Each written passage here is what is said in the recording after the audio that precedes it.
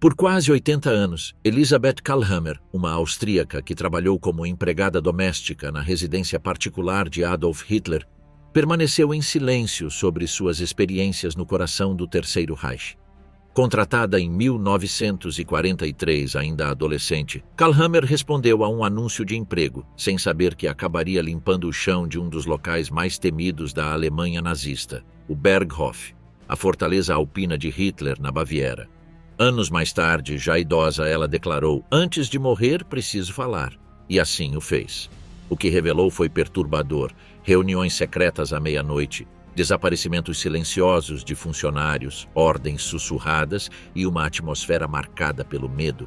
Ela foi avisada desde o início: não fale sobre o que vê ou desaparecerá como tantos outros.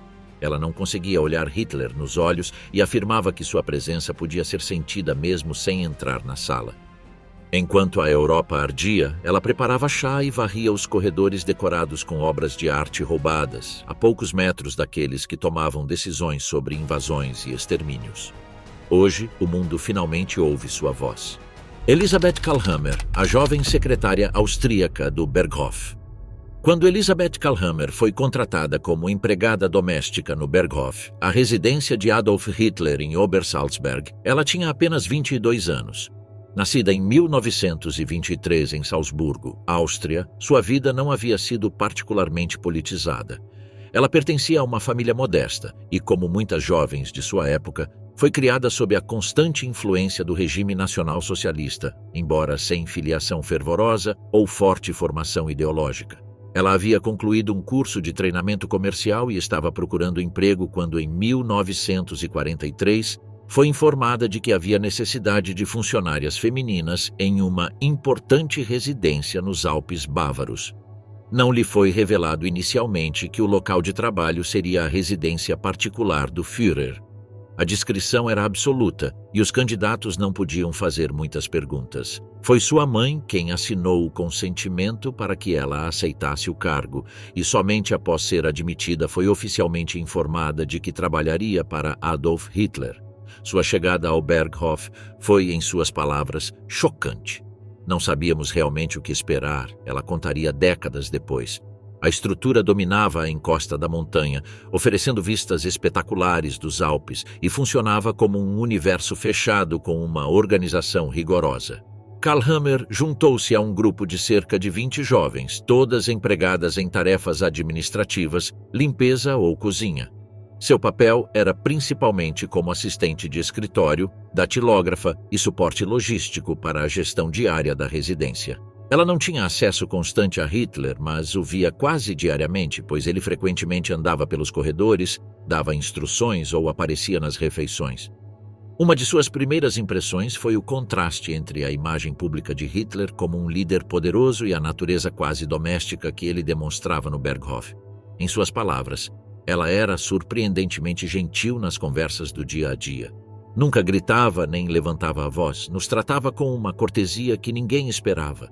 Durante toda a sua estadia, observou os hábitos meticulosos de Hitler. Vestia-se sempre modestamente dentro da residência, com roupas confortáveis, porém elegantes. Fazia refeições leves, geralmente pratos vegetarianos, e frequentemente mantinha longas conversas noturnas com seus colaboradores mais próximos. Entre eles estavam Martin Bormann, Eva Braun e, ocasionalmente, Albert Speer.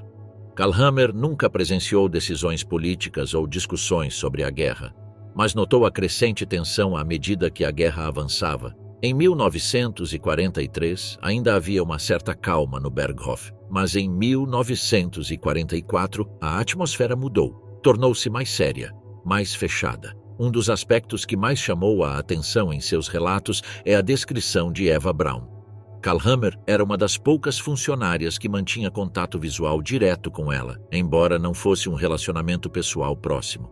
Ela a descreveu como uma mulher reservada, muito preocupada com a aparência, que raramente interagia com funcionários de níveis inferiores.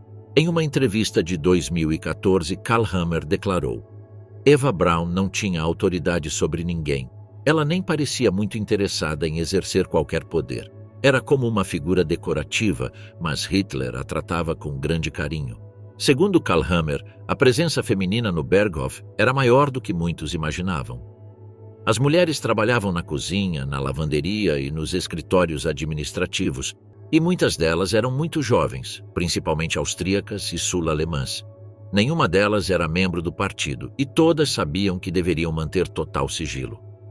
O treinamento incluía um aviso importante: nunca fazer perguntas, nunca expressar opiniões políticas e nunca iniciar uma conversa com Hitler sem que ele o fizesse primeiro. Embora Elisabeth Kalhammer não fizesse parte do círculo íntimo do Führer, ela se lembra de vários encontros breves com ele. Alguns eram conversas banais, outras vezes ela recebia uma ordem de serviço ou um briefing diretamente. Um dos momentos que mais a marcaram foi quando Hitler entrou no escritório e lhe agradeceu pessoalmente pelo trabalho. Ele entrou, parou na minha frente e disse: "Bom trabalho, ouvi dizer que você é muito eficiente." Fiquei completamente paralisada. Era impossível não sentir o peso de quem ele era. Ela também se lembra de sua presença em várias noites de exibição de filmes. Hitler tinha um cinema particular no Berghof e gostava de assistir a filmes, muitos deles alemães ou produções suecas e americanas, acompanhado por Eva Braun e seus assessores. A equipe técnica e algumas secretárias foram autorizadas a comparecer. Elisabeth compareceu em diversas ocasiões, mas se lembra da atmosfera como mais solene do que festiva. Não foi divertido. Foi como participar de um ritual. Ninguém riu, ninguém falou. Dava para perceber que todos queriam agradá-lo. Com o colapso da frente oriental e a intensificação dos bombardeios aliados, o Berghof deixou de ser um refúgio pacífico.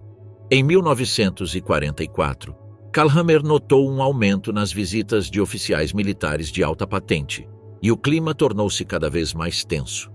Embora os funcionários não fossem informados das notícias do fronte, rumores circulavam. O serviço postal diminuiu e as restrições tornaram-se mais rigorosas. Na primavera de 1945, o Berghof foi evacuado. Kalhammer foi enviado de volta a Salzburgo pouco antes de as forças aliadas começarem a bombardear a área. Pouco depois, o Berghof foi parcialmente destruído por ataques aéreos britânicos e posteriormente demolido pelas forças americanas para evitar que se tornasse um santuário neonazista. Após a guerra, Elisabeth Kalhammer permaneceu em silêncio por décadas sobre sua experiência no Berghof. Não por medo de represálias, mas por não sentir que seu papel tivesse sido historicamente significativo. Além disso, o estigma de ter servido na residência particular de Hitler era difícil de superar na Áustria do pós-guerra. Ela trabalhou como professora e, posteriormente, como agente de viagens. Somente na velhice, já aposentada, começou a relatar suas memórias e participou de diversas entrevistas televisivas, principalmente na Alemanha e na Áustria, entre 2005 e 2018. Em uma delas, para a emissora alemã ZDF, ela explicou: "Por muito tempo, me perguntei se deveria dizer alguma coisa. Mas então pensei, se pessoas como eu não contarem como realmente foi, outros inventarão histórias." Seu depoimento se destaca pelo tom comedido. Kalhammer não busca justificar ou acusar. Ele simplesmente descreve o que viu e vivenciou, sem drama ou omissões. "Não vi crimes, não vi violência, mas vi como um regime conseguia envolver tudo numa aura de ordem, limpeza e eficiência. E por trás dessa fachada espreitava o horror do mundo exterior." Elisabeth Kalhammer viveu até os 96 anos. Faleceu em 2023, deixando um legado incomum de memória oral, o de alguém que trabalhou em estreita colaboração com Hitler sem ser cúmplice ou vítima direta, e que soube manter a distância emocional necessária para descrever sua experiência com clareza. Em suas últimas entrevistas, ela reiterou que não se arrependia de ter contado sua história. "Foi apenas um ano da minha vida, mas viveu comigo por todo o resto." Traudl Jung, a secretária que seria a herdeira de Hitler. Traudl Jung nasceu em Munique em março de 1920 com o nome de Gertraud Corcundas. Ela entraria para a história com seu sobrenome abreviado para o de casada. Ela queria ser dançarina, mas não foi aceita na academia. Enquanto estudava datilografia, alistou-se, como tantos outros, na juventude hitlerista. Aos 22 anos, recebeu uma oferta de emprego na sede do governo. Ao chegar à chancelaria, ficou surpresa. O próprio Führer conduziu a entrevista. Ele perguntou sua idade e alguns antecedentes pessoais. Fez uma careta de desgosto ao saber que ela não era casada. Normalmente não contrato mulheres jovens e solteiras. Depois elas se casam e seguem em frente. Ela respondeu rápida e submissamente. Meu Führer, já vivi 22 anos sem um homem. Isso não é problema para mim. Então ele a tranquilizou e disse que todos cometem erros e que ela não seria exceção. Pediu que ela colocasse uma folha de papel na máquina de escrever e começou a ditar. Traudl estava tão nervosa que digitava qualquer letra, quase todas as palavras continham um erro. Um ajudante de ordens interrompeu o ditado. Eles estavam vindo buscar Hitler para uma consulta urgente. Aquele incidente fortuito pode ter salvado o emprego de Traudl e, ao mesmo tempo, a condenado para o resto da vida. A jovem teve tempo para corrigir cada um de seus erros e, quando Hitler voltou à sala, a folha de papel estava imaculada. Ela foi contratada naquela mesma tarde. Hitler resolveu imediatamente a questão da mais jovem de sua secretária ser solteira. Ele a apresentou a um oficial que trabalhava lá, Hans Junge, e os incentivou a se casarem. Ambos obedeceram. Poucos meses depois, Hans foi enviado para o fronte. Ele morreu algum tempo depois em combate na Normandia. Após a derrota em Stalingrado, Hitler parou de compartilhar refeições com oficiais e ministros. Ele não queria que eles conversassem com ele sobre problemas. Ele não queria ouvir a verdade. Então ele fazia suas 4 refeições diárias com cada uma de suas secretárias. Elas conversavam com ele sobre os filmes que estavam assistindo no cinema, passavam fofocas e o bajulavam. Traudl Junge enfatizou que Hitler tinha 2 personalidades e que tanto ela quanto o restante de seu círculo feminino conheciam apenas seu lado gentil e charmoso. Esse círculo de mulheres incluía suas outras 3 secretárias, Eva Braun, a esposa de seu médico pessoal, Annie Brandt, e Maria de Abaixo, a esposa de um de seus conselheiros militares, e Margrethe, esposa de Albert Speer. Em suas memórias, ele relembra: tenho que admitir, eu era fascinado por Hitler. Ele era um líder gentil e até mesmo uma figura paterna. Ignorei deliberadamente todos os sinais de alerta e vozes que surgiram dentro de mim. E gostei de estar com ele quase até o fim. A secretária de Hitler afirmava que seu chefe tinha um poder de atração único e hipnótico. Seria insuficiente definir carisma, mas algo mais. E não foi apenas sua juventude que a levou a essa influência, mas os generais e ministros sentiam o mesmo e não podiam contradizê-lo. Em suas memórias, Traudl relembra um dia particularmente feliz, 20 de julho de 1944. Naquele dia houve um atentado contra a vida de Hitler. As secretárias ouviram a notícia e foram até ele com medo. A aparência de Hitler beirava o patético. Seus cabelos estavam em pé, desgrenhados, seus olhos arregalados, seu rosto sujo, suas calças em farrapos. Mas não havia preocupação em seu rosto. Ele estava exultante. Acreditava que ter sobrevivido era um sinal de que tudo ficaria bem, que era a prova de que ele estava no caminho certo, que ele era indestrutível. O destino me protegeu. É um sinal de que devo cumprir minha missão até o fim, disse ela. Uma visita de Mussolini estava marcada para aquela tarde. Ele não só não a cancelou como, eufórico, levou o Dulce ao local do ataque para lhe mostrar como havia sobrevivido. Em janeiro de 1945, Traudl entrou no bunker com o Führer. Ele só sairia no fim da guerra. A atmosfera no bunker era irreal. O ar viciado, a ilusão de uma vida cotidiana normal, o confinamento, a desconexão da realidade. Nos últimos dias, para piorar a situação, tudo aconteceu com o estrondoso som das bombas caindo sobre Berlim ao fundo. Em 22 de abril, após uma reunião com generais e seus homens de confiança, Hitler pareceu aceitar a realidade pela primeira vez. Ao sair, estava desanimado. Reuniu as mulheres e disse-lhes que estavam derrotadas.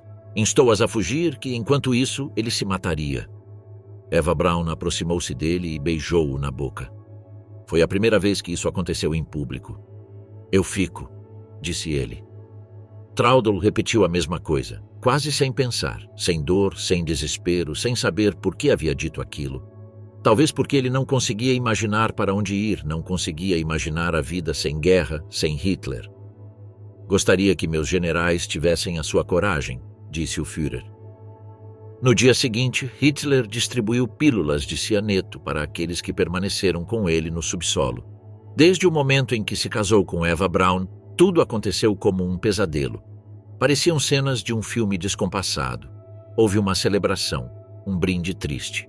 Magda Goebbels andava por aí como um fantasma. A mulher rejeitava todas as ofertas que recebia para tirar os filhos de lá e levá-los para um lugar seguro. Prefiro que morram aqui do que sobreviver à indignidade de uma Alemanha derrotada, dizia ela.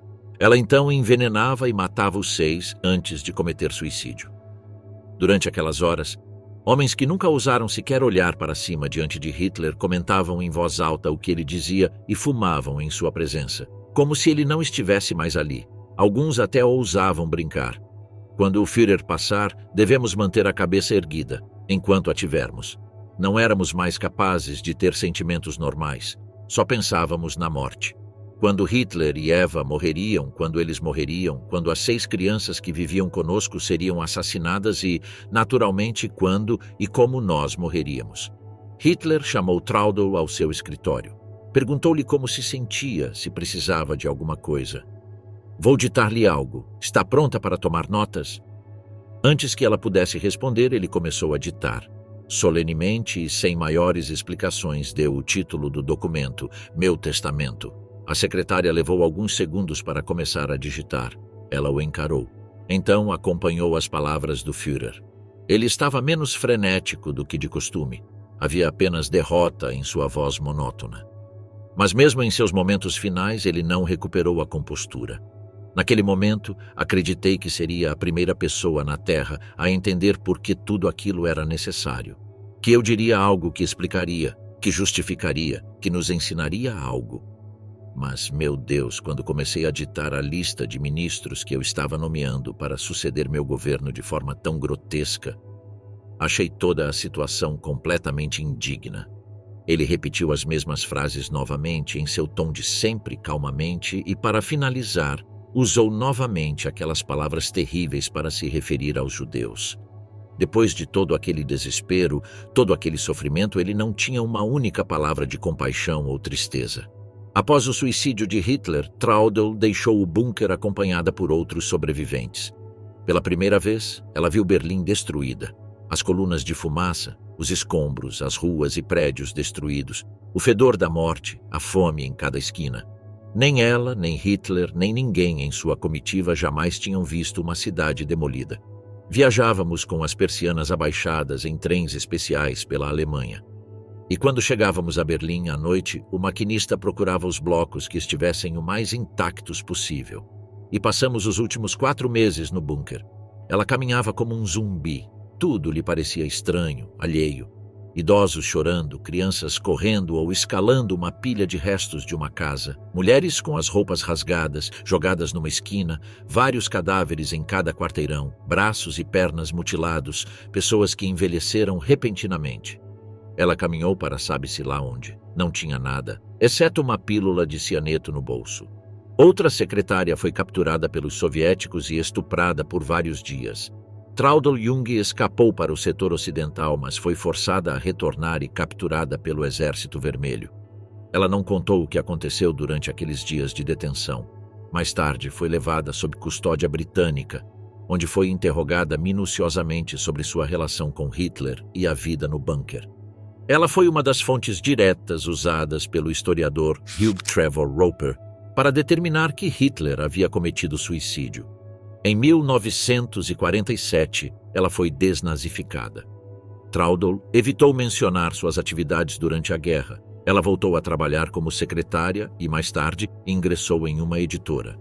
Tentou se mudar para a Austrália 2 vezes com a irmã, mas as autoridades locais a rejeitaram por causa de seu passado nazista. O resto de sua vida foi uma luta constante para se esconder, para evitar acusações, para entender como havia agido, para negar o que havia visto. Ela lutou com suas próprias contradições, com a história, com o peso de ter convivido com um monstro e não tê-lo visto. Em 2002, publicou Até o Último Momento, suas memórias. Essa nudez conferiu maior força às declarações dessa idosa, que vivia com remorso, culpa e a dor de não ter visto, de ainda não ter compreendido o que havia acontecido. Naqueles últimos anos de reflexão e exposição pública, Traudl Jung disse: Eu me contentava com a ideia de que eu, pessoalmente, não tinha culpa e que não sabia a extensão de tudo aquilo. Mas um dia passei pela placa em memória de Sophie Scholl e vi que ela havia nascido no mesmo ano que eu e que havia sido executada no mesmo ano em que eu fui com Hitler. Naquele momento senti que ser jovem não era desculpa. Ele morreu de câncer aos 81 anos, em 10 de fevereiro de 2002, 20 anos atrás. Logo após a publicação de suas memórias, e no dia seguinte à estreia mundial do documentário no Festival de Cinema de Berlim, ele anunciou: "Agora que contei minha história, posso morrer." Rochus Misch, o guarda-costas que acompanhou Hitler até seu último dia. Rochus Misch nasceu em 29 de julho de 1917, em Alt-Salkowitz, uma pequena cidade na Silésia. Órfão ainda jovem, seus pais morreram quando ele tinha apenas 2 anos. Ele foi criado por seus avós maternos. Na pobreza do período pós-guerra e na desintegração da República de Weimar, Misch cresceu em um ambiente profundamente nacionalista, influenciado pela crise econômica, pelo ressentimento pós-Versalhes e pela promessa de redenção oferecida pelo nacionalsocialismo. Em 1937, aos 20 anos, ele se juntou à SS Verfügungstruppe, a organização de combate paramilitar que mais tarde se tornaria a Waffen-SS. Ele foi designado para o regimento Leibstandarte SS Adolf Hitler, a guarda pessoal do Führer. Embora sua motivação inicial fosse servir à Alemanha como soldado, ele logo se envolveu na maquinaria do culto ao líder. Mais tarde, ele lembrou: "Meu primeiro encontro com Hitler foi bastante estranho. Eu estava no cargo havia 12 dias quando o principal assessor de Hitler, um homem chamado Bruckner, começou a me fazer perguntas sobre minha avó e minha infância. Então ele se levantou e caminhou até a porta. Como um bom soldado obediente, corri para abri-la, e lá estava Hitler, bem atrás da porta. Senti frio, depois calor. Senti cada emoção bem ali na frente de Hitler. Seu trabalho, apesar de fazer parte de uma força paramilitar, era a segurança de Hitler, como ele explicaria em detalhes. Comitiva do Führer, éramos na verdade guarda-costas. Quando Hitler viajava, 4 a 6 de nós o acompanhavam em um segundo carro. Mas quando estávamos no apartamento de Hitler, na chancelaria, também tínhamos outras funções. 2 de nós sempre trabalhávamos como telefonistas.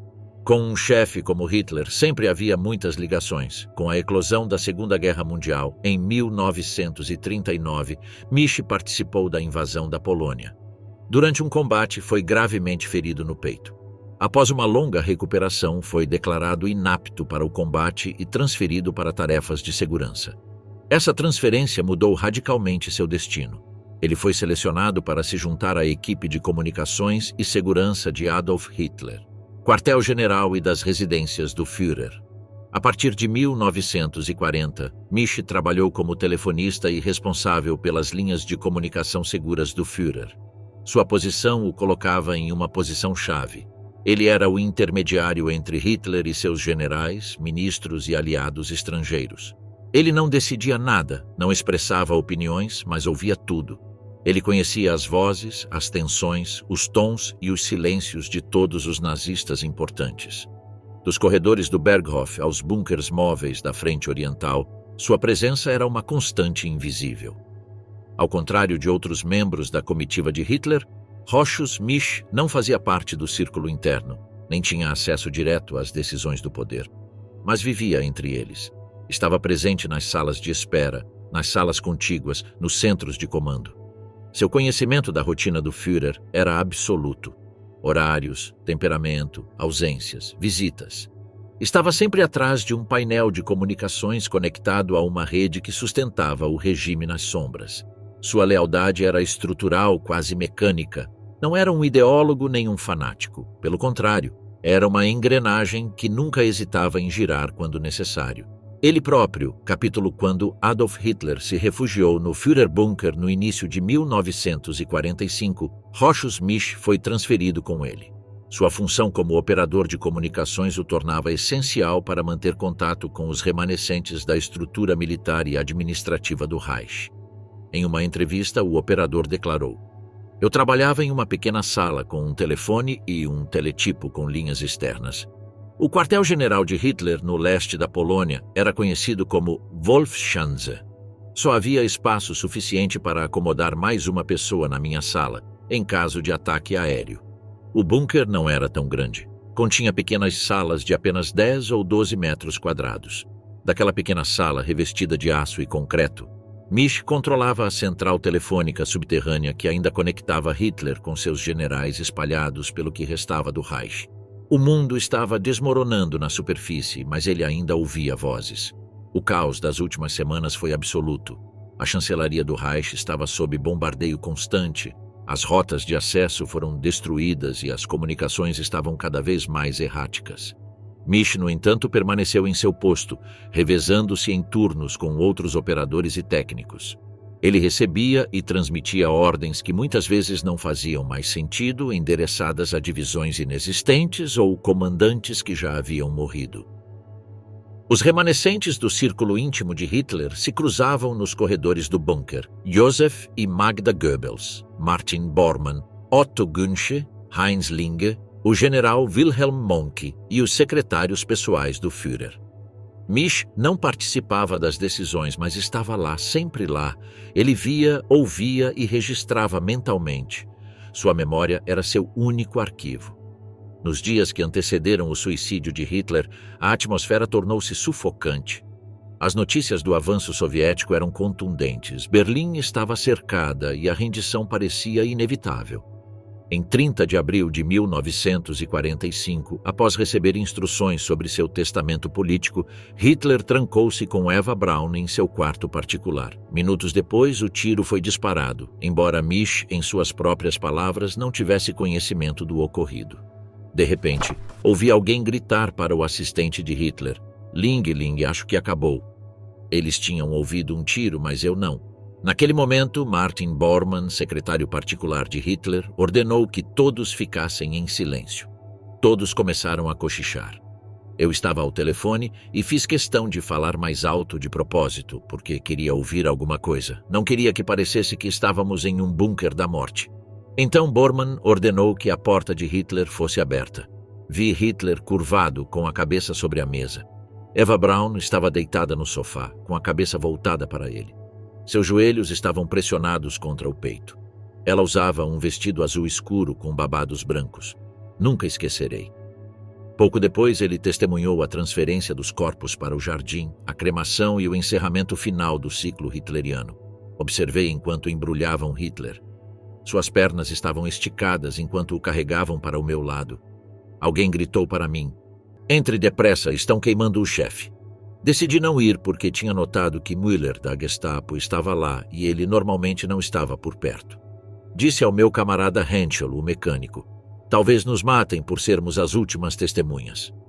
Misch permaneceu no bunker por mais alguns dias. Ele foi um dos últimos a operar a linha telefônica, tentando estabelecer contato com unidades alemãs ou oficiais soviéticos para negociar uma rendição. Imediatamente após a morte de Hitler, a senhora Goebbels desceu ao bunker com os filhos, lembra o Sr. Misch. Ela começou a se preparar para matá-los.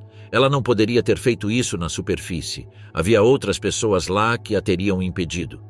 Foi por isso que ela desceu, porque ninguém mais conseguia entrar no bunker. Ela desceu deliberadamente para matá-los. As crianças estavam bem ao meu lado e atrás de mim. Todos sabíamos o que ia acontecer. Era claro. Vi o médico de Hitler, Dr. Stumpfegger, dar uma bebida às crianças, uma bebida açucarada. Então Stumpfegger foi e ajudou a matá-las. Todos sabíamos o que estava acontecendo. 1 ou 2 horas depois, a senhora Goebbels saiu chorando. Em 2 de maio, quando soldados do Exército Vermelho entraram no complexo, ele foi capturado. Ao contrário de outros líderes, Rochus Misch não era considerado um criminoso de guerra. Foi interrogado exaustivamente pela NKVD, e seu conhecimento das comunicações internas do Reich o tornou uma fonte de informações estratégicas. Foi transferido para várias prisões soviéticas e, por fim, enviado para o campo de prisioneiros de guerra de Vorkuta, na Sibéria, onde passou 9 anos. Em 1954, ele foi libertado e retornou a Berlim Ocidental. Lá, ele abriu um pequeno negócio de pintura e papel de parede. Ele viveu em relativo anonimato por décadas, até que na década de 2000, ele começou a receber atenção pública por ter sido o último membro sobrevivente da equipe do Führerbunker. Ao contrário de outros, ele nunca demonstrou remorso. Em entrevistas e memórias, ele repetidamente afirmou que não sabia nada sobre política e estava simplesmente seguindo ordens. Em 2006, ele publicou suas memórias. Eu estava com Hitler, as últimas testemunhas do bunker. O livro causou controvérsia. Nele, ele se mostrou leal ao Führer até o fim e evitou qualquer condenação moral do regime nazista. Para alguns, foi a voz de uma testemunha honesta. Para outros, uma tentativa de encobrir a responsabilidade. Misch faleceu em 5 de setembro de 2013, aos 96 anos. Ele foi o último sobrevivente do Führer Bunker. Sua vida, assim como sua posição na central telefônica, foi marcada pelo ruído de fundo do poder e pelo silêncio final do colapso. Mais tarde, ele reconheceria que nunca questionou o regime, simplesmente obedeceu. Sua posição sobre os horrores do nazismo era clara. Eu sabia sobre Dachau e os campos de concentração em geral, mas não tinha ideia da sua magnitude. Não fazia parte das nossas conversas. Os julgamentos de Nuremberg abordaram crimes cometidos pelos alemães. Mas é preciso lembrar que nunca houve uma guerra sem crimes e nunca haverá. Durante os anos de guerra, Misch acompanhou Hitler em todos os seus movimentos estratégicos, a campanha ocidental, a visita a Paris, as reuniões em Wolfschanze, os movimentos entre Berlim e a Baviera. Ele montou estações de comunicação, supervisionou transmissões e garantiu a confidencialidade. Seu nome não apareceu em documentos ou discursos, mas seu papel foi indispensável. Quando a guerra tomou um rumo irreversível em 1943 e o Reich começou a perder território em todas as frentes, Misch foi transferido permanentemente para o Führerbunker, onde gerenciou a central telefônica do bunker subterrâneo. Lá, ele trabalhou em condições extremas em meio a chamadas desesperadas, ordens suicidas e comunicações inúteis com o mundo exterior. Sua vida, como a do regime ao qual serviu, foi reduzida a um eco nos fios e na estática. Durante aqueles anos, Rochus Misch foi uma testemunha silenciosa do poder em declínio ao qual servira desde a juventude. Ele conhecia o medo dos generais, a angústia dos secretários, o desespero dos assessores e o declínio físico de Hitler. Mas seu papel era claro, manter a conexão, mesmo quando não havia mais nada para conectar. Heinz Linge, o criado de Hitler que testemunhou seu fim. Em 27 de abril de 1945, Hitler me chamou ao seu escritório. Os russos avançavam sobre Berlim e até o Führer, normalmente tão otimista, começava a entender que a derrota era inevitável. Ele havia se isolado completamente, não querendo ver ninguém além de Eva Braun e eu, nem mesmo ansioso para comemorar seu 55º aniversário. Sem preâmbulos, Hitler se dirigiu a mim. Gostaria de entregá-lo à sua família.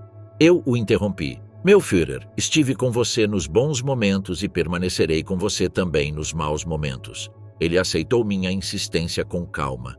Tenho outra tarefa pessoal para você. Você deveria ter cobertores de lã à mão no meu quarto e gasolina suficiente para 2 cremações. Vou me matar aqui mesmo, junto com Eva Braun. Você vai enrolar nossos corpos em cobertores de lã, levá-los para o jardim e depois queimá-los. Já vou, meu Führer!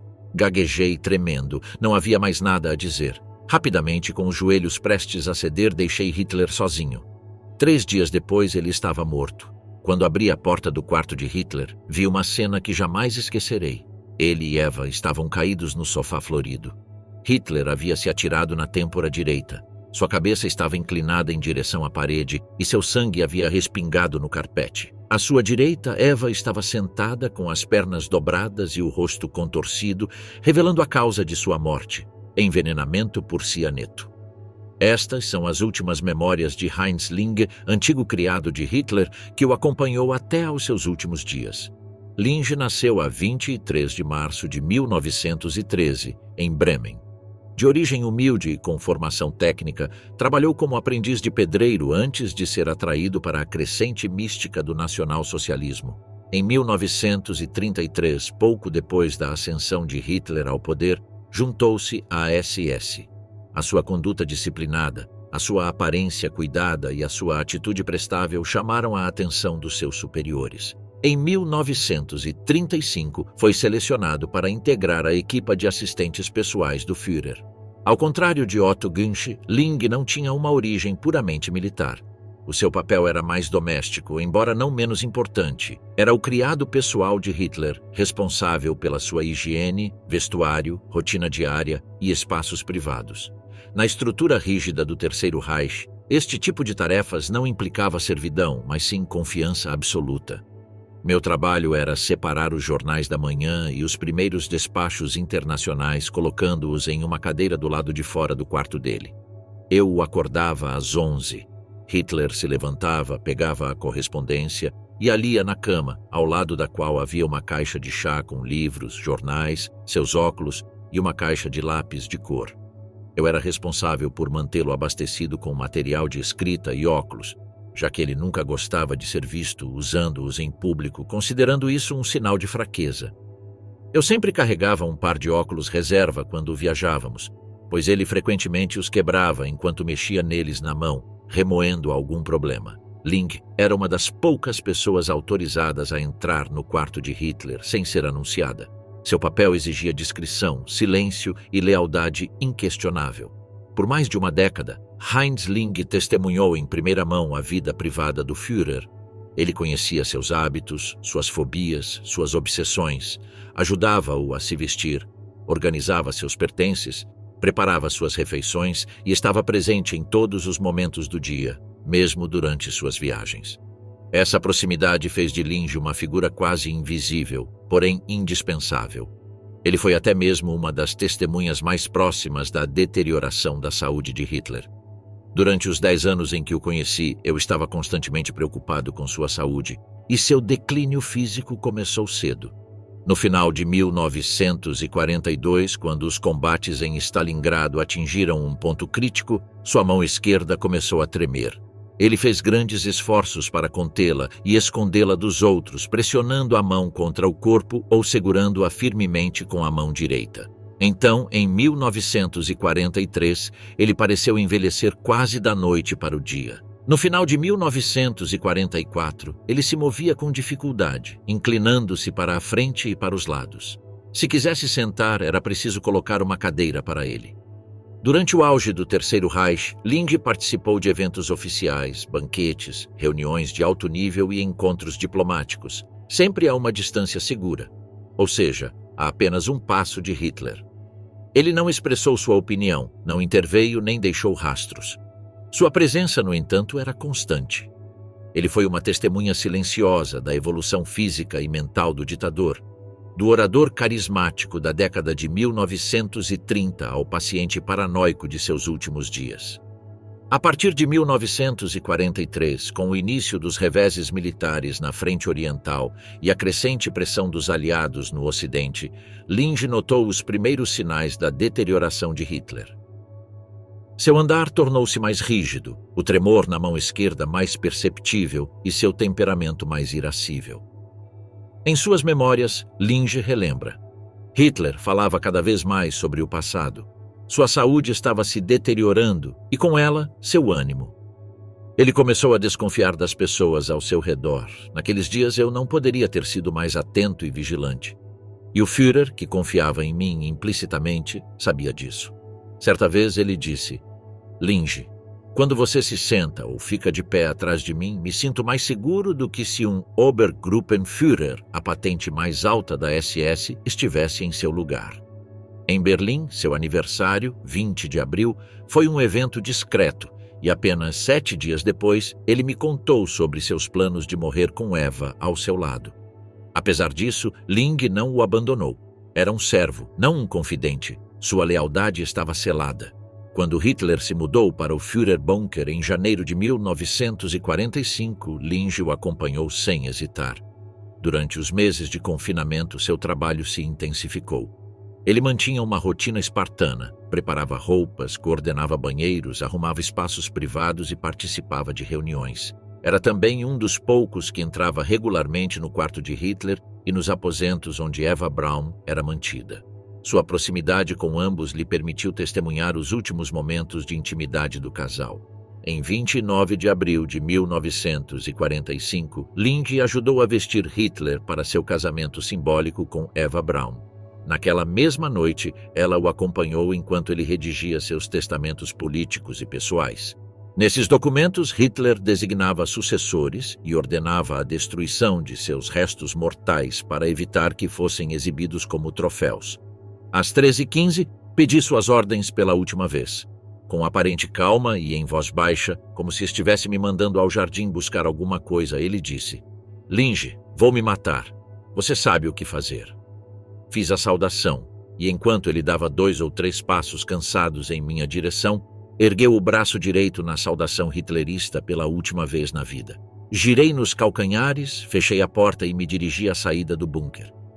Em meio à cacofonia de projéteis soviéticos, um único tiro de pistola soou. A vida dele havia acabado. A minha nunca mais seria a mesma.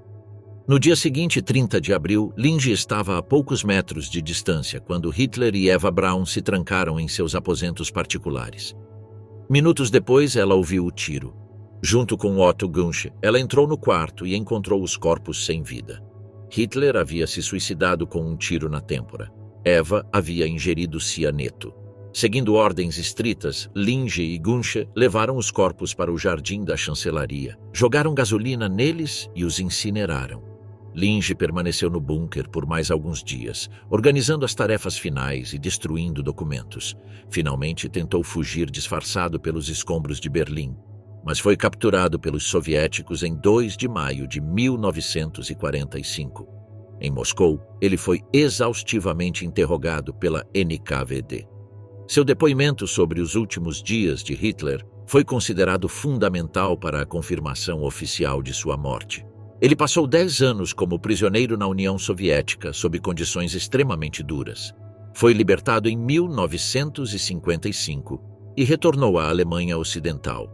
Ao contrário de Gunsch, Heinz Linge publicou suas memórias. Nelas, ele descreve em detalhes o cotidiano de Hitler, sua rotina e suas obsessões. Ele morreu em 9 de março de 1980, deixando para trás o testemunho de um homem que viveu nas sombras do poder absoluto até o fim.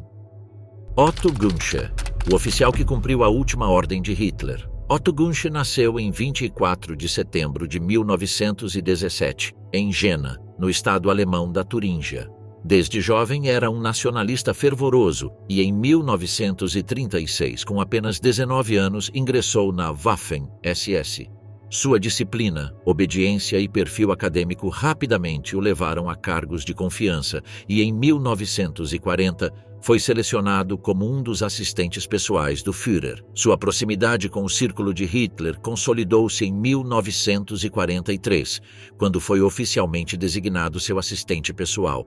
Ajudante, ou seja, o oficial de ligação pessoal encarregado de coordenar todos os seus movimentos logísticos, de segurança e de agenda.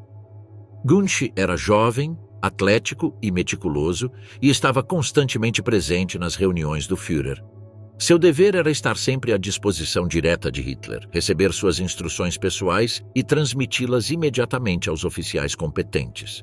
Ele não apenas presenciava reuniões com generais, ministros ou convidados, mas também era responsável por organizar a rotina diária do ditador, desde viagens de trem e avião até a segurança dos bunkers. Foi ferido várias vezes e conquistou o respeito dos oficiais por sua lealdade absoluta. Gunsch também esteve presente durante a tentativa de assassinato em 20 de julho de 1944, quando Klaus von Stauffenberg plantou uma bomba na sala de reuniões de Wolfschanze. Ele ficou ferido, mas sobreviveu e permaneceu ao lado de Hitler até o fim. Em suas memórias e declarações aos soviéticos, Gunsch detalhou os últimos dias do regime. Ele foi diretamente responsável pela execução de uma das ordens mais simbólicas e importantes do século XX, a cremação do corpo de Adolf Hitler. Em 30 de abril de 1945, após o suicídio do Führer e de Eva Braun, foi Gunsch quem organizou a transferência dos corpos para o jardim da chancelaria do Reich e coordenou a queima dos restos mortais. Em seu depoimento à NKVD soviética, datado de 1945, ele escreveu: "Ele me deu a ordem pessoalmente. Quero que meu corpo seja queimado imediatamente. Não quero que os russos o exibam como Mussolini. Eu lhe assegurei que assim seria, e assim fiz. Junto com Erich Kempka e Heinz Linge, Gunsche encharcou os corpos com gasolina e supervisionou o fogo. Ele permaneceu ao lado deles enquanto queimavam, cumprindo o que chamou de o dever supremo de lealdade. Quando perguntado por que não havia escapado naquele momento, respondeu: "Não era possível. Meu dever não havia terminado. Eu tinha que garantir que o corpo fosse reduzido a cinzas e não caísse em mãos inimigas." Após esse incidente, Gunsche tentou escapar de Berlim na noite de 1º de maio, mas foi capturado pelas tropas soviéticas em 2 de maio de 1945. Foi levado para Moscou, onde permaneceu preso por 12 anos até sua libertação em 1956. Durante sua detenção, foi exaustivamente interrogado, principalmente sobre a morte de Hitler. Durante anos, os soviéticos desconfiaram da história do suicídio e Gunsche foi fundamental para confirmar os fatos. Em um de seus relatórios à NKVD, datado de 1946, ele observou: "Eu o vi morto com meus próprios olhos. Ele foi baleado na têmpora direita. Eva Braun estava sentada ao lado dele. Seu corpo não apresentava sinais de violência. Os 2 corpos foram colocados juntos, cobertos e depois pulverizados. Não há dúvida de que morreram ali." O valor de seu testemunho foi confirmado por outros membros do bunker e por investigações aliadas.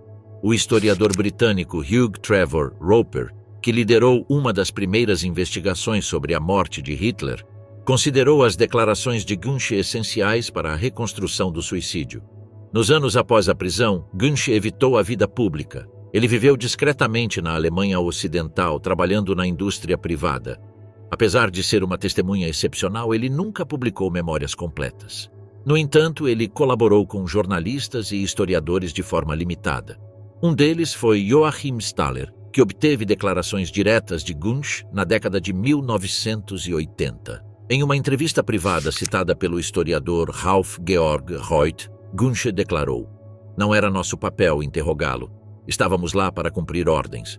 Eu não o admirava como um deus, mas como um líder que acreditava, até o último segundo, que a Alemanha merecia mais do que se render." Sobre seus sentimentos pessoais em relação a Hitler, ele disse na mesma entrevista: "Eu não chorei. Só senti como se uma era estivesse chegando ao fim. Eu havia compartilhado anos da minha vida com ele, dia e noite. Eu conhecia cada gesto seu, mas no fundo, ele não era mais o homem de 1940. Era uma figura destruída." Gunsche, que nunca foi julgado como criminoso de guerra, também reconheceu que desconhecia os detalhes do Holocausto. Em declarações à imprensa em 1982, ele disse: "Nunca ouvi dele uma ordem direta sobre extermínios. Eu sabia que algo estava acontecendo no leste, mas não tinha acesso a essa informação. Estávamos na sombra do Führer, mas essa sombra não revelava tudo." Ele morreu em 2 de outubro de 2003, na Alemanha, aos 86 anos. Até seus últimos dias, manteve a posição de que Hitler cometeu suicídio e que ele, Otto Gunsche, executou a última ordem do Terceiro Reich com a precisão que definiu toda a sua vida como oficial. Sua figura, ainda hoje, é um símbolo do tipo de lealdade cega que caracterizou os últimos homens no bunker, jovens treinados na obediência, presos em um sistema onde a vontade de um homem era lei. Johanna Wolf, a sombra silenciosa atrás da máquina de escrever. Johanna Wolf nasceu em 1º de junho de 1900, em Munique, Alemanha, em uma família de classe média. Filha de um funcionário público, ela foi criada em uma época em que as mulheres raramente ocupavam cargos de responsabilidade no mercado de trabalho. Desde cedo, porém, Wolf demonstrou notáveis habilidades de digitação e taquigrafia, o que a levaria a fazer parte do círculo íntimo de um dos ditadores mais notórios da história moderna. Escritório de Gregor Strasser, uma das primeiras líderes do Partido Nacional Socialista dos Trabalhadores Alemães, foi recrutada por Rudolf Hess para integrar o gabinete pessoal de Adolf Hitler. Sua eficiência, discrição e lealdade absoluta rapidamente chamaram a atenção do futuro ditador.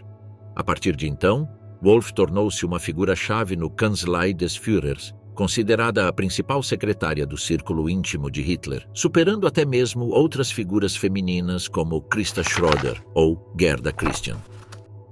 Por mais de 16 anos, Johanna Wolf foi uma testemunha silenciosa de todas as etapas da ascensão e queda do regime nazista.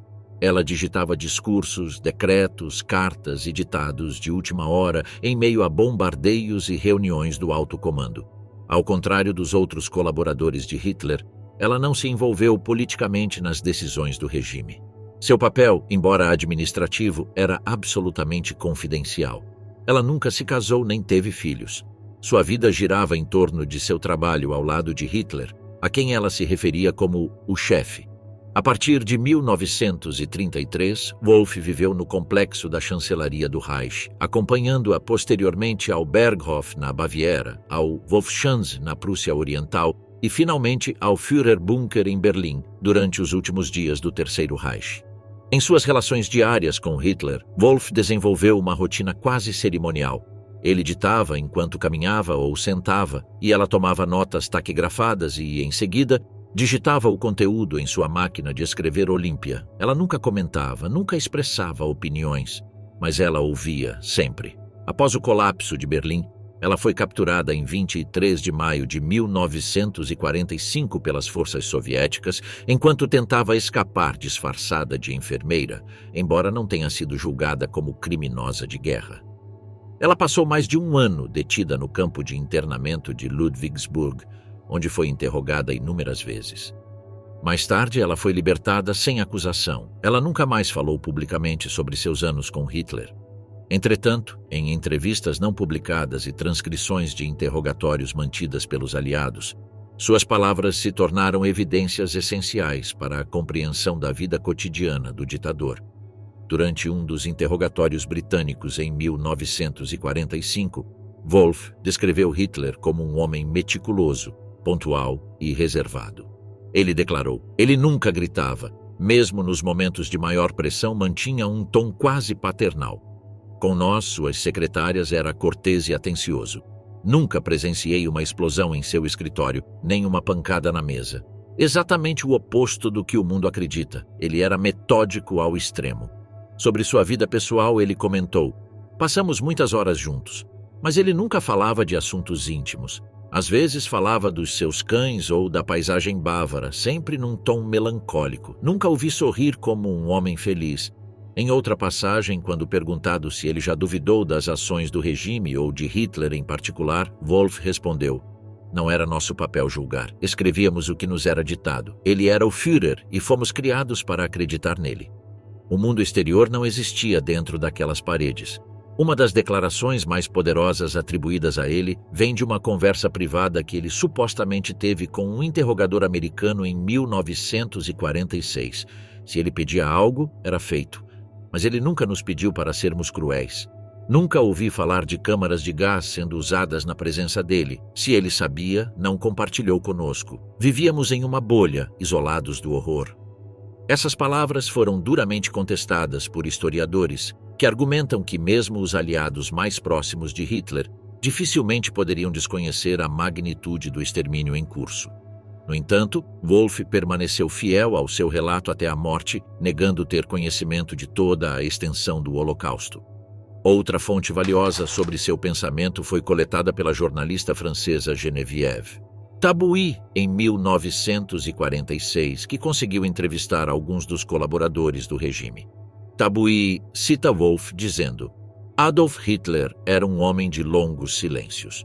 Ele não permitia comentários fora de contexto. Tudo o que fazíamos tinha que parecer simples, como se o mundo não estivesse desmoronando." Memórias de Traudl Jung, outra secretária de Hitler, que a descreveu como distante, rigorosa e devotada. Jung escreveu: "Ela era como a sombra de Hitler, sempre presente, sempre silenciosa. Nunca expressava uma opinião, mas tomava notas.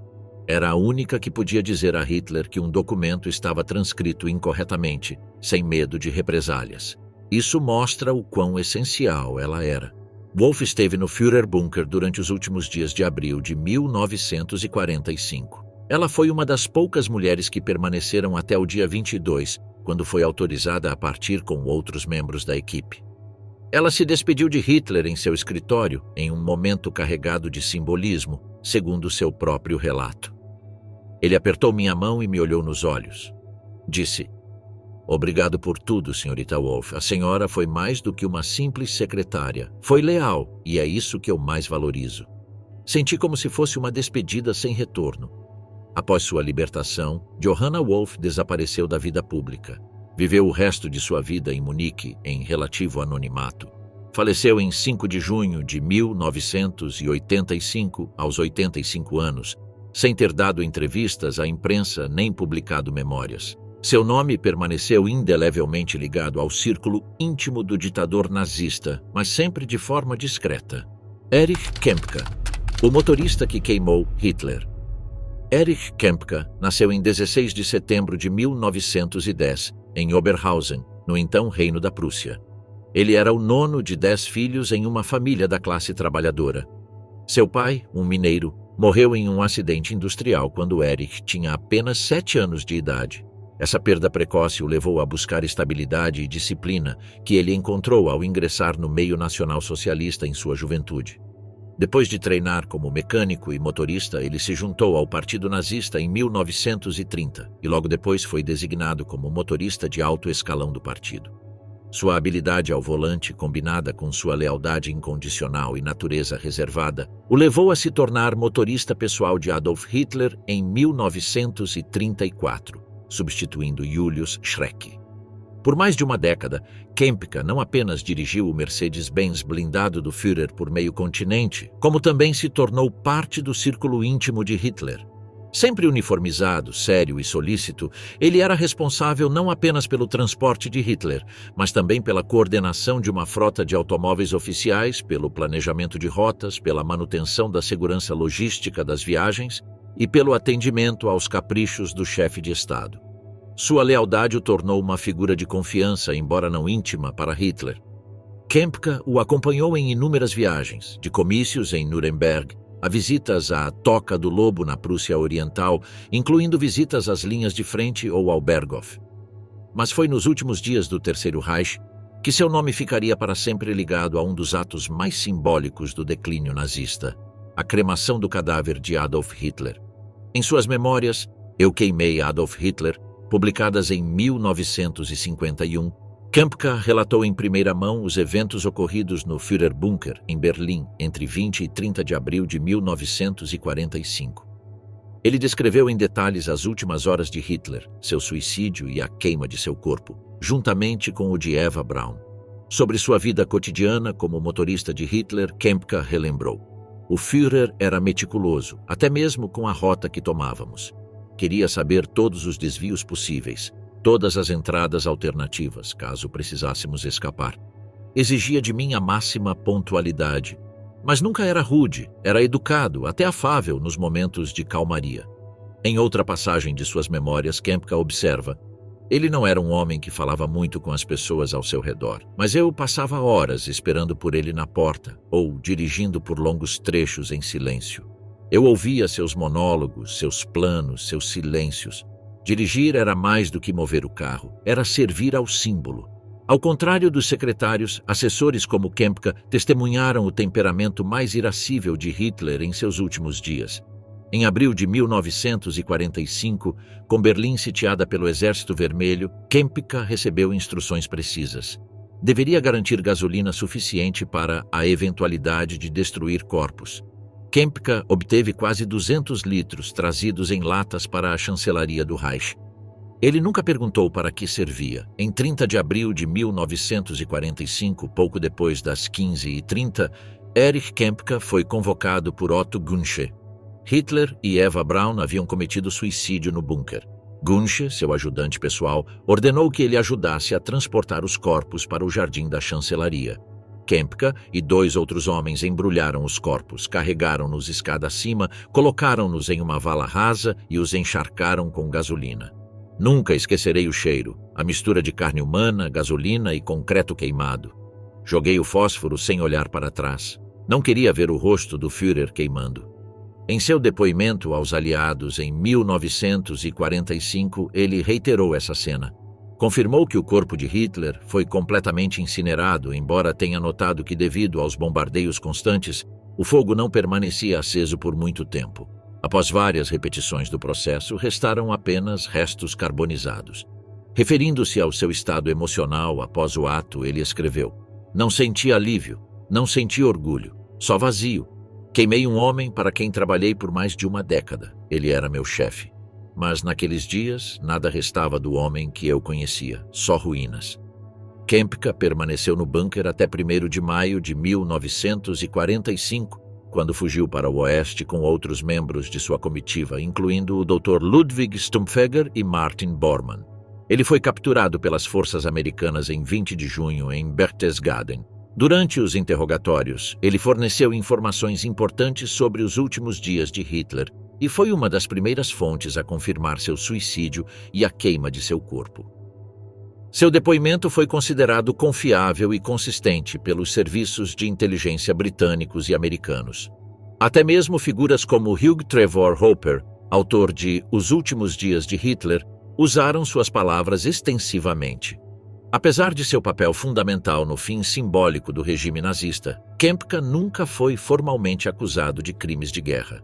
Ele viveu uma vida discreta na Alemanha Ocidental após sua libertação em 1947. Em entrevistas posteriores, ele manteve uma atitude ambígua em relação ao regime. Ele nunca renunciou a Hitler, mas também não expressou nenhuma lealdade política. Em uma entrevista à revista Der Spiegel, em 1955, quando perguntado se sentia algum remorso, ele respondeu: "Eu dirigi. Eu não manobrei. Eu não tomei decisões. Eu fiz o meu trabalho." Ele faleceu em 24 de janeiro de 1975 em Freiberg am Neckar. Seu legado é um dos mais estranhos. Um homem cuja única função era dirigir, mas que acabou desempenhando um papel direto em uma das cenas mais icônicas do século XX, a cremação de Adolf Hitler. Para muitos, Kempka era simplesmente o motorista. Para a história, ele foi o executor simbólico do ato que marcou o fim do Reich. Hans Baur, o piloto que voou com Hitler até o fim. Hans Baur nasceu em 19 de junho de 1997, em Ampfing, Baviera. Sua paixão pela aviação começou durante a Primeira Guerra Mundial, quando serviu como artilheiro aéreo e, posteriormente, como piloto de caça. Foi abatido e ferido na frente ocidental, mas voltou a voar. Após a guerra, a Alemanha passou a ter severas restrições às viagens aéreas. Então, Baur serviu como piloto comercial da Lufthansa em rotas europeias e transcontinentais. Sua habilidade e profissionalismo o distinguiram como um dos melhores aviadores civis do país. Em 1932, Adolf Hitler participou de campanhas eleitorais em aeronaves particulares. Naquele ano, a Lufthansa designou Hans Baur como seu piloto para suas viagens políticas. Hitler ficou rapidamente impressionado com sua habilidade e discrição. Ao assumir o cargo de chanceler em 1933, Hitler o nomeou seu piloto pessoal e chefe do Fliegerstaffel des Führers, um esquadrão aéreo responsável por seus voos oficiais. A partir daquele momento, Baur tornou-se uma figura quase inseparável de Hitler, compartilhando com ele mais de 1000 horas de voo e muitos dias úteis. Baur não apenas pilotou o famoso Focke-Wulf, o F-200 Condor, foi adaptado para uso do Führer, mas ele também coordenava o pessoal de voo, a segurança aérea e as rotas. Sua lealdade era absoluta. Hitler confiava nele a tal ponto que, durante as viagens, preferia falar com Baur a falar com vários de seus ministros. Em suas memórias, publicadas em 1956, sob o título Eu Voei com os Poderosos, Baur ofereceu um retrato humano de Hitler e revelou detalhes de suas conversas privadas. Apesar de sua proximidade, ele manteve uma atitude de admiração sem fazer julgamentos negativos. Descrevendo seu primeiro encontro com Hitler, Baur escreveu: "Não foi o que eu imaginei. Ele não gritou, não se impôs. Ele segurou minha mão com firmeza e disse: 'A partir de hoje, seu dever é me levar à vitória pelo ar.' Olhei para ele e soube que minha vida mudaria para sempre." Baur, veterano da Primeira Guerra Mundial e nacionalista fervoroso, encontrou no nazismo uma maneira de restaurar o orgulho alemão. Como piloto, não participou de decisões militares ou políticas, mas esteve presente em momentos cruciais. A anexação da Áustria, a ocupação da Tchecoslováquia, viagens a Roma e Paris e visitas à Frente Oriental. Em uma das passagens mais comentadas de suas memórias, Baur descreve uma conversa com Hitler durante um voo em 1942. Perguntei se ele estava cansado. Ele me olhou friamente e disse: "Só vou parar quando a Alemanha estiver completamente destruída ou completamente redimida." Foi a única vez em que senti que ele estava falando de uma dimensão que eu não compreendia. Durante os meses finais da guerra, Baur organizou várias tentativas de evacuação aérea de Berlim.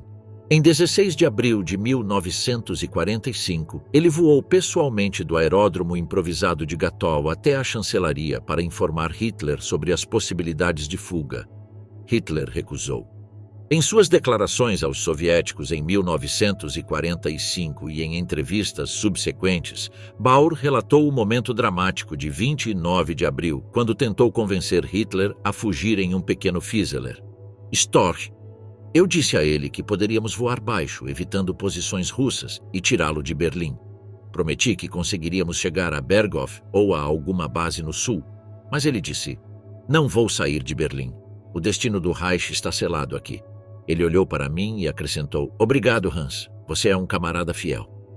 Minhas pernas tremiam. Em 30 de abril, quando a notícia do suicídio de Hitler foi divulgada, Baur permaneceu no bunker, ajudando a destruir documentos e a organizar a fuga de outros funcionários. Ele foi ferido por estilhaços durante a tentativa de fuga e, posteriormente, capturado pelas forças soviéticas. Passou mais de 10 anos detido na União Soviética, sob constante interrogatório, e foi um dos últimos membros da comitiva de Hitler a ser libertado. Durante seu cativeiro, foi interrogado por Lavrenti, Beria e oficiais da NKVD que buscavam evidências da possível fuga de Hitler. Baur insistiu que ele havia morrido no bunker. Em uma de suas declarações aos soviéticos, Baur declarou: "Se alguém poderia tirá-lo de Berlim, era eu. E ele não queria. Ele morreu lá. Eu vi o corpo dele. Ele mesmo ordenou que fosse queimado. Ele não fugiu, não sobreviveu. Morreu como havia prometido." Libertado em 1955 e devolvido à Alemanha Ocidental após negociações entre Bonn e Moscou, Baur foi recebido como uma testemunha privilegiada da história. No entanto, sua imagem era marcada pela ambiguidade. Ele nunca expressou remorso e, embora não fosse um criminoso de guerra, sua lealdade pessoal a Hitler foi alvo de duras críticas. Quando perguntado se ainda considerava Hitler um grande homem, Baur respondeu: "Ele era meu comandante. Ordenou-me que o servisse e eu o fiz. Não me arrependo de ter sido seu piloto. O que aconteceu depois está além da minha compreensão." Hans Baur morreu em Munique em 17 de fevereiro de 1993, aos 95 anos. Ele foi uma das últimas testemunhas vivas do círculo íntimo de Hitler e, até o fim da vida, defendeu seu antigo chefe como alguém comprometido com a Alemanha, embora tragicamente equivocado. Gerda Christian, a secretária que retornou ao bunker. Gerda Christian, nascida Gerda Daranovsky em 13 de dezembro de 1913 em Berlim, formou-se secretária trilíngue em inglês, francês e alemão. Sua entrada no círculo íntimo de Adolf Hitler ocorreu em 1937, quando foi selecionada, por recomendação de Martin Bormann, para integrar a equipe de datilógrafos pessoais do Führer, conhecida internamente como Führersekretärinnen. Christian imediatamente se destacou por sua eficiência, apresentação impecável e natureza reservada. Hitler, que valorizava a discrição acima de tudo em sua comitiva feminina, encontrou nela uma colaboradora confiável. Ao contrário de Johanna Wolff, que tinha um caráter mais institucional, Gerda Christian sabia equilibrar seu papel de secretária com um tom mais acessível, especialmente nas reuniões sociais de Berghof. Sua beleza era frequentemente comentada entre aqueles ao seu redor, embora ela nunca tenha se envolvido publicamente em relacionamentos dentro do círculo nazista, além de seu casamento posterior com Eckhard Christian, um general da Luftwaffe e membro do alto comando. Durante os anos mais estáveis do Terceiro Reich, Christian acompanhou Hitler em suas viagens, tanto na chancelaria quanto na residência de Obersalzberg. Ela estava entre as secretárias selecionadas para trabalhar em rodízio de acordo com horários rígidos, dado o hábito do Führer de ditar documentos até tarde da noite. Em entrevistas posteriores, Christian detalhou que Hitler ditava de posições incomuns, andando em círculos, em pé perto da janela ou até mesmo acariciando seu cachorro Blonde. Após a guerra, ele permaneceu no cargo até 1943, quando solicitou licença temporária para se casar. Retornou no final de 1944, em um momento já marcado pelo desespero do regime. Seu retorno foi uma decisão pessoal. Ele a relatou em suas declarações pós-guerra. Eu sabia que tudo estava desmoronando, mas eu sentia que precisava estar lá. Era o meu lugar. Eu havia trabalhado para aquele homem durante anos e não me parecia certo ir embora quando ele mais precisava de pessoas leais. Christian esteve presente no Führerbunker desde meados de abril de 1945.